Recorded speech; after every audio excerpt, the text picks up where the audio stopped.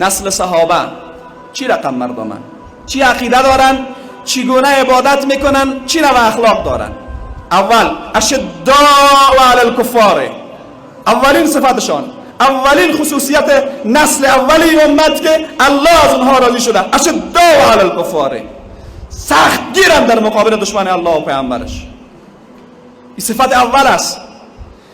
این اول یک منهج صحیح و سالم اعتقادی است که در میان یک عده زیادی از امت گم شده، دوستی به خاطر الله و دشمنی به خاطر الله، و این کمال ایمان است. وقتی رسول الله صلی الله علیه و سلم میفرماید من احب لله و ابغض لله و اعطى لله و منع لله فقد استکمل الایمان، کسی که به خاطر الله محبت میکنه، کسی که به خاطر الله دوستی میکنه، کسی که به خاطر الله دشمنی میکنه، کسی که به خاطر الله چیزی را میبخشه و چیزی را منع میکنه، فقط استکمل الایمان، ایمان را تکمیل کرده. مفهوم ولاء در میان یک بخش عظیمی از این امت، اونایی که لاف منهج صحیح را میزنن، گم است. و این یعنی عدم اتباع صحابه. صفت اول نیست. این اول یک منهج اعتقادی است، یک منهج اعتقادی. دوم یک موقف سیاسی است.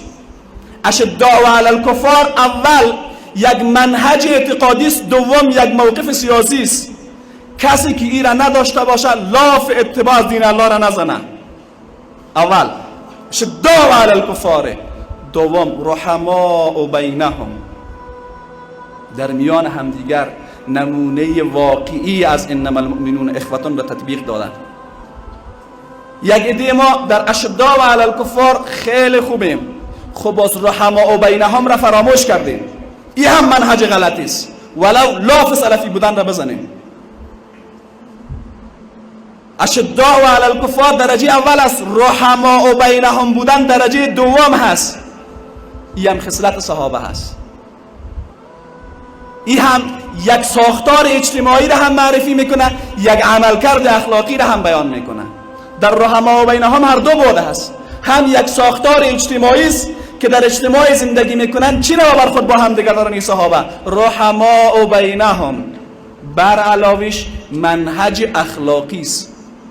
رحماء بینهم بودن یک منهج اخلاقی است. ما واضح‌تر گپ میزنم، اما برادرای ما که لاف سلفی بودن را میزنن، در موارد یک عدهشان اشداء علی الکفار نیستن، دروغ میگن، و یک عدهشان که اگر اشداء علی الکفار هستن رحماء بینهم را فراموش کردن. با اندکترین اختلاف اجتهادی با یک برادر مسلمان خود مثل یک کافر برخورد میکنه. این دین الله نیست. عقده شخصی دل خود به نام دین بیرون میکنه، این دین الله نیست. تسلیم شدن کامل به دین الله، همه خواسته ها و خواهشات و هواهای نفسانی خود را تا کاملا تابع دین الله نکرده باشیم مؤمن نیستیم.